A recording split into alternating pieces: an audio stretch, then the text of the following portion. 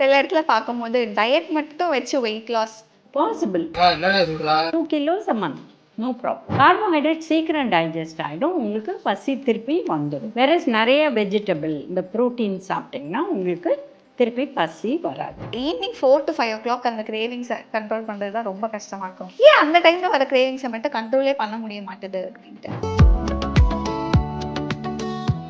இப்போ எள்ளில் என்ன அட்வான்டேஜ்னா கருப்பு கலர், அதனால அயர்ன், கால்சியம், விட்டமின்ஸும் இருக்குது.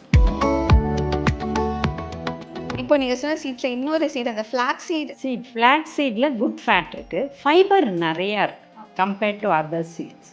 அது வயரையும் ரொப்பிடும். ஃப்ளாக்ஸ் சீட் சாப்பிட்றது ரொம்ப கஷ்டம். மார்னிங் எழுந்தோடனே ஒரு ஆம்லா ஜூஸ், இது விட்டமின் சிக்கு ரொம்ப நல்லது, பட் அது வெயிட் லாஸ்க்கு அவசியம்.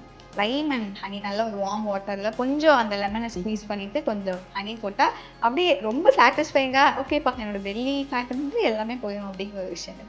ஒன்றுமே போகாது. தமிழகம் எங்கும் கிளைகள் கொண்ட Annamal institute of hotel management and hospital management படிப்பில் சேர்வதற்கான அட்மிஷன் நடைபெறுகிறது. எந்த சமையலும் ருசி தேடும் ரகசியம் 20 ரூபாய். மேம் நீங்கள் ஒரு லஞ்ச் மெனு சொல்லியிருந்தீங்களா, இப்போ இன்னைக்கு பார்க்கும்போது சாலட்ஸ் பற்றிலாம் சொல்லியிருந்தீங்க. ஏன்னா சில சாலட் பவுலெல்லாம் பார்க்கும்போது அது அந்த வெஜிடபிள் பேரே என்னன்னு தெரியாது. எல்லாருக்கும் அந்த ஒரு பெரிஸோ ஒரு ஆவகேடோ இந்த மாதிரி ரொம்ப எக்ஸ்பென்சிவான ஃப்ரூட்ஸோ வெஜிடபிள்ஸோ தான் நல்ல வெயிட் லாஸ்க்கு ஹெல்ப் பண்ணும் அப்படிங்கிற மாதிரி இருக்குது. அது உண்மைதானா மேம்? இல்லை நம்ம ஊரில் கிடைக்கிற வெஜிடபிள்ஸ் ஃப்ரூட்ஸே போதும் அப்படி? போரும் தாராளமாக போரும். நீங்கள் சாலட் வெறும் வெள்ளரிக்காய், கேரட், தக்காளி இது போட்டு பண்ணலாம். இல்லை அதில் கொஞ்சோண்டு நம்ம சன்னாவை வேக வச்சு அதை போட்டுக்கலாம். ஒயிட் சன்னா இல்லை பிளாக் சன்னா எது வேணால், இல்லை காராமணி எது வேணால், அந்த மாதிரி அந்த 16 வித பயிரில் ஏதோ ஒன்று ஊற வச்சு வேக வச்சு போடலாம். ஸோ தட் ப்ரோட்டீனும் வரும். இந்த 1 மீல் போல்னு சொல்கிறாங்கல்ல, அதுக்கு அந்த மாதிரி காயும் போட்டுடலாம், ப்ரோட்டீனும் போட்டுடலாம். அப்புறம் அதை தவிர பார்த்திங்கன்னா இதில் லைட்டாக சாட்டே பண்ணி நிறைய போடலாம். இப்போ கேப்சிகம் எடுத்திங்கன்னா, கொடை மிளகா சில பேருக்கு பச்சையாக சாப்பிட்டா ஒத்துக்காது. ஸோ சாலட்னால் எல்லாமே ராவாக தான் இருக்கணும்னு அவசியம் இல்லை. லைட்டாக வெறும் கடாயில் வதக்கிட்டு நீங்கள் ஒரு 2 minutes அதை போட்டிங்கன்னா அது கூட நல்லா உங்களுக்கு டைஜஸ்ட் ஆகும். அண்ட் அதில் கலர்ஸ் ஆட் பண்ணுறதுனால நிறைய பேருக்கு அது பிடிக்குது. அதே மாதிரி ப்ராக்கலி ஸ்டீம் பண்ணி போட்டுக்கலாம், காலிஃப்ளவர் ஸ்டீம் பண்ணி போட்டுக்கலாம். இந்த மாதிரி பலவித வெஜிடபிள்ஸ் ஆட் பண்ணலாம். நம்ம அவரைக்காய் அதெல்லாம் போட்டால் அந்த அளவு நல்லா இருக்காது. ஓகே. ஆனால் வாழைத்தண்டில் பியூட்டிஃபுல் சாலட் பண்ணலாம். எலசாக ஒரு வாழைத்தண்டு இருந்தால் அதை கட் பண்ணிவிட்டு அதில் லைம் போட்டு லைட்டாக உப்பு போட்டு பச்சை மிளகா போட்டு நீங்கள் ஃப்ரிட்ஜில் வச்சுருங்க. ஒரு 1 day கழித்து அதை சாப்பிடுங்க, இல்லை ½ a day கழித்து. அது நல்லா ஊறிட்டு ஃபஸ்ட் கிளாஸாக இருக்கும். அதை கூட சாப்பிடலாம். அடுத்து இதெல்லாம் தாண்டி அந்த ஈவினிங் 4 to 5 o'clock அந்த கிரேவிங்ஸை கண்ட்ரோல் பண்ணுறது தான் ரொம்ப கஷ்டமாக இருக்கும். பிகாஸ் போய் ஒரு டீயும் ஒரு பஜ்ஜி ஒரு சமோசா சாப்பிட்லாம். எவ்வளோ கண்ட்ரோல் பண்ணி கரெக்டாக அதை ஃபாலோ பண்ணாலுமே ஈவினிங் மட்டும் கொஞ்சம் ஒரு கிரேவிங்ஸ் இருக்கும். அது ஏன் மேம் அந்த ஈவினிங் டைமில் என்ன நடக்குது பாடியில் அப்படிங்கிற மாதிரி இருக்கும். ஏன் அந்த டைமில் வர கிரேவிங்ஸை மட்டும் கண்ட்ரோலே பண்ண முடிய மாட்டுது அப்படின்ட்டு? சரியாக லஞ்ச் சாப்பிட்லன்னா நிச்சயமாக ஈவினிங் கிரேவிங் வரும். இப்போ நம்ம சொன்ன மாதிரி ½ the plate வெஜிடபிள் ப்ரோட்டீன் இது சாப்பிட்டா பசிக்கவே பசிக்காது. புரியுதுங்களா? எல்லோரும் இத்தினூண்டு ஏதோ ஒன்று சாப்பிட்றாங்க, அதுதான் ப்ராப்ளம். பிளெயின்லி ஒன்லி மாவு சத்து உள்ள உணவு சாப்பிட்றாங்க, அங்கே தான் ப்ராப்ளம். தோசை சாப்பிட்றாங்க, பராட்டா சாப்பிட்றாங்க, பரோட்டா சாப்பிட்றாங்க, இந்த மாதிரி பலவித எல்லாமே கார்போஹைட்ரேட் சீக்கிரம் டைஜஸ்ட் ஆகிடும், உங்களுக்கு பசி திருப்பி வந்துடும். வேற நிறைய வெஜிடபிள் இந்த ப்ரோட்டீன் சாப்பிட்டிங்கன்னா உங்களுக்கு திருப்பி பசி வராது. இப்போ இந்த 4 o'clock 6 o'clock என்ன ப்ராப்ளம்னா, இது ஒரு மைண்ட் செட். இந்த மாதிரி வெளில போகணும், ஏன்னா அவங்க ஃபுல் டே ஒர்க் பண்ணிவிட்டு அவங்களுக்கு ஒரு ரிலீஃப் வேண்டியிருக்கு. அப்போது நம்ம ஃப்ரைட் சாப்பிட்டா என்ன வந்தது, உடனே எங்கே திரும்பினாலும் நம்ம ஊரில் அதான் கிடைக்கிது. வேறு இதெல்லாம் தான் ப்ராப்ளமே வழியே. கிரேவிங் இஸ் சம்திங் நம்மளே க்ரியேட் பண்ணுறது. ஸோ அந்த டைமில் நட்ஸு சாப்பிட்லாம். நீங்கள் டீ காஃபி குடிச்சிட்டு ½ an hour கழிச்சு, இல்லை டீ குடிக்கிறதுக்கு முன்னாடி ஒரு ½ an hour முன்னாடி நட்ஸு சீட்ஸு அந்த மாதிரி சாப்பிட்லாம். அது வயரை உடனே ரொப்பிடும். 6 to 8 நட்ஸு, 2 teaspoon சீட், எந்த சீடு வேணால் சாப்பிட்லாம். இப்போ சியா சீட், சப்ஜா சீட் மாத்திரம் ஊற வச்சு தான் சாப்பிடணும், அப்படியே வாயில் போட்டுக்கூடாது. இப்போ அதான் கேட்கணும்னு நினச்சேன். அந்த சீட் பவுல், இந்த சீட் டயட் அப்படிங்கிறது இப்போ ரொம்ப ரீசெண்ட் டைம்ஸில் பயங்கர ட்ரெண்டிங்காக இருக்குது. நிறைய பேர் இந்த சீட்ஸ் எல்லாம் எடுத்து லைட்டாக ரோஸ்ட் பண்ணி அது நல்லா குட்டி பாக்ஸில் போட்டுட்டு, ஸோ நமக்கு கொஞ்சம் பசிக்கிற டைமில் இந்த சீட் நம்ம சாப்பிட்டோம் அப்படின்னா கொஞ்சம் ஓரளவுக்கு நல்லா ஃபில்லிங்காக இருக்கிற மாதிரி இருக்குது. அந்த சீட்ஸ் அப்படிங்கிறது வெயிட் லாஸ்க்கு எந்த அளவுக்கு ரொம்ப ஹெல்ப்ஃபுல்லாக இருக்குது மேம்? அண்ட் ஸ்பெசிஃபிக்லி இந்த சீட்ஸ் அப்படின்னா என்னென்ன சொல்வீங்க? பேசிக்லி சீட்ஸில் என்ன அட்வான்டேஜ்னு பார்த்தீங்கன்னா அதில் கொழுப்பு சத்து இருக்குது. சரிங்களா? இப்போ எள்ளு எடுத்தால் கூட அதுலேருந்து என்ன பண்ணுறோம், நல்ல எண்ணெய் பண்ணுறோம். கடலை எடுத்தால் அதுலேருந்து கடலை எண்ணெய் பண்ணுறோம். ஸோ பேசிக்காக அதில் ஆயில் இருக்குது, ஃபேட் இருக்குது. அதனால் வயிறை ரொப்பிடும். அண்ட் இந்த ஃபேட் வந்து குட் ஃபேட். இப்போ நீங்கள் பட்டர் இல்லை பன்னீர் அதெல்லாம் இல்லை மட்டன் அந்த மாதிரி எடுத்திங்கன்னா அதில் இருக்கிற கொழுப்பு சத்து இருதயத்துக்கு நல்லதில்லை. இதில் இருக்கிறது இருதயத்துக்கு நல்லது. அண்ட் இதில் விட்டமின்ஸ் மினரல்ஸ் நிறையா இருக்குது.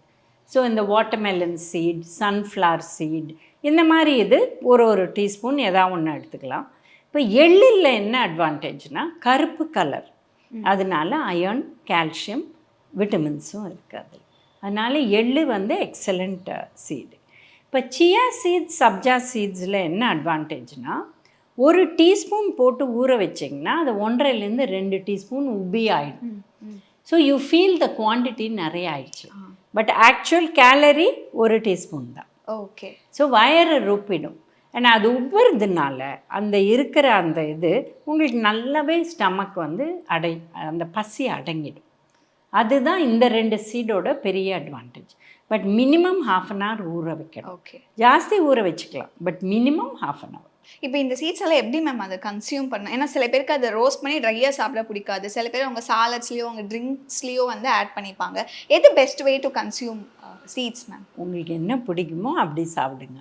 ரோஸ்ட் பண்ணி சாப்பிடணுமா சாப்பிடுங்க. பட் உப்பு போட்டு நிறையா வாங்காதீங்க. ஓகே. ஏன்னா சில சீட்ஸில் ஏற்கனவே உப்பு போட்டு கொடுக்குறாங்க. அது நிறையா வேண்டாம். ஏன்னா நிறையா ரத்த கொதிப்பு இருக்குது, இப்போது நிறைய ப்ராப்ளம்ஸ் இருக்குது. அதனால் ஜாக்கிரதையாக இருங்க. ரொம்ப உப்பு போட்டது வேண்டாம். இன்ஃபேக்ட் உப்பு போட்ட சீட்ஸே வேண்டாம். ஃப்ரெஷ் சீட்ஸ் வச்சு அப்படியே கடிச்சு சாப்பிடுங்க, அவ்வளோதான். Okay ma'am. இப்போ நீங்கள் சொன்ன சீட்ஸில் இன்னொரு சீட், அந்த ஃப்ளாக்ஸ் சீட் அப்படிங்கிறது வந்து அது எப்படின்னா ஆல் இன் ஒன் அப்படிங்கிற மாதிரி அது என் ஸ்கின்னுக்கு, ஹேருக்கு, வெயிட் லாஸ்க்குன்னு எல்லாம் வந்து 3த்துக்கும் அப்படி சேர்த்து பண்ணுறாங்க. ஃப்ளாக்ஸ் சீட்ஸில் இருக்கக்கூடிய பெனிஃபிட்ஸ் என்னென்ன? ஃப்ளாக்ஸ் சீடில் குட் ஃபேட் இருக்குது, ஃபைபர் நிறையா இருக்குது compared to other seeds. So அதான் அட்வான்டேஜ். அண்ட் அது வந்து வயரையும் ரொப்பிடும். ப்ரோட்டீனும் இருக்குது, ஃபேட்டும் இருக்குது, ஃபைபரும் இருக்குது. அதுதான் அதில் அட்வான்டேஜ். பட் ஃப்ளாக்ஸ் சீட் சாப்பிட்றது ரொம்ப கஷ்டம். இதை ரோஸ்ட் பண்ணி பவுடர் பண்ணி வச்சுக்கோங்க. ஓகே. அதை எதில் வேணுமோ ஆட் பண்ணிக்கலாம். ஜூஸோ இல்லை சாலடோ இல்லை கூட்டில் கூட மேலே போட்டு சாப்பிட்லாம். Okay ma'am. இப்போ நீங்கள் சொன்ன இந்த ஒரு ருட்டீனை வந்து கரெக்டாக நம்ம ஃபாலோ பண்ணுறோம் அப்படின்னா, ஃபார் எக்ஸாம்பிள் ஒரு 1 monthல எவ்வளோ kgs of weight loss? 2 to 3 kilos if you do diet alone. But எக்ஸசைஸும் இன்க்ளூட் பண்ணிங்கன்னா என்ன டைப் ஆஃப் எக்ஸசைஸ், இப்போ ஸ்ட்ரென்த் ட்ரைனிங், கோர் எக்ஸசைசஸ் அந்த மாதிரி பண்ணால் ஈவன் அப் டு 3.5-4 kilos ஈஸியாக லூஸ் பண்ணலாம். பட் இந்த சில இடத்துல பார்க்கும்போது டயட் மட்டும் வச்சு வெயிட் லாஸ் பண்ணலாமா அப்படிங்கிற ஒரு கொஸ்டின் இருக்கும். உண்மையாக அது பாசிபிளா மேம்? எக்ஸசைஸ் பண்ண மாட்டேன், நான் டயட் வேணால் ஃபாலோ பண்ணுறேன், என்னால் முடியும். Possible. 2 kilos a month, no problem.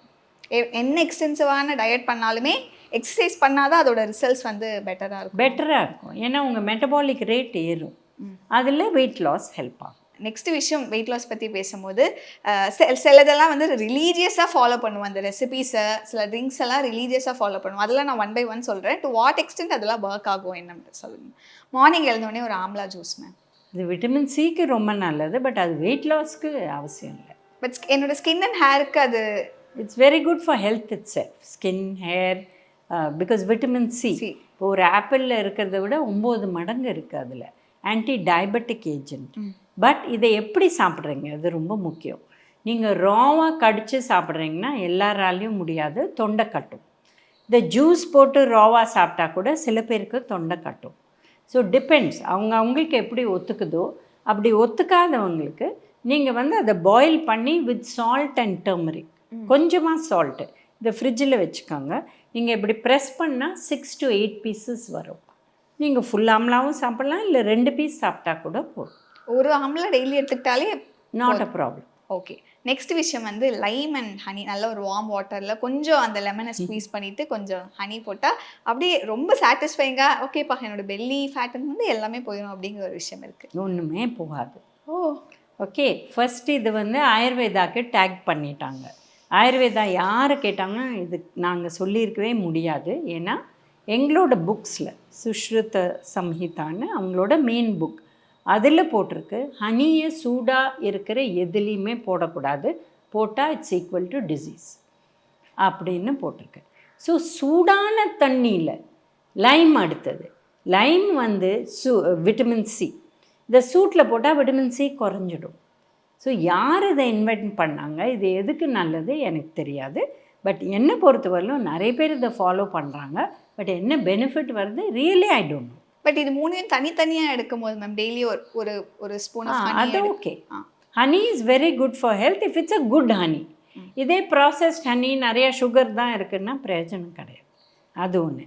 Lime வந்து ஃப்ரெஷ் லைம் கட் பண்ணி உடனே புழிஞ்சு உடனே குடிக்கணும். இந்த காலத்தில் லைமை வந்து ஜூஸாக போட்டு ஒரு பாட்டிலில் போட்டு விற்கிறாங்க. எல்லாம் பிரயோஜனமே இல்லை, ஃப்ளேவர் தான். உங்களுக்கு ஹெல்த் பெனிஃபிட்ஸ் அதில் வராது. Water any time not a problem. தமிழகம் எங்கும் கிளைகள் கொண்ட Annamal institute of hotel management and hospital management படிப்பில் சேர்வதற்கான அட்மிஷன் நடைபெறுகிறது. எந்த சமையலும் ருசி தேடும் ரகசியம்